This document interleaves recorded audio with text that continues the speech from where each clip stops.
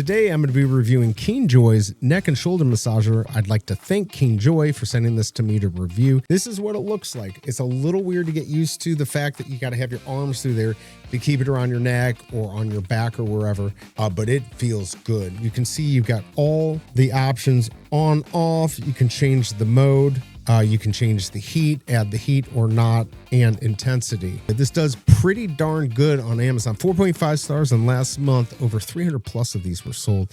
You can adjust it, like I said, if you want to move it lower on your back, you can just move it down using your arms to hold it in place. It feels really good. I have it plugged in right now through a wall adapter, but it also comes with a DC adapter, so you can have this in your car. This is what it looks like if you want to get an idea of what the mechanism looks like right there. Believe it or not, it works. I don't know what to say other than I really like this. I hope this review helps, and I'll see you next time.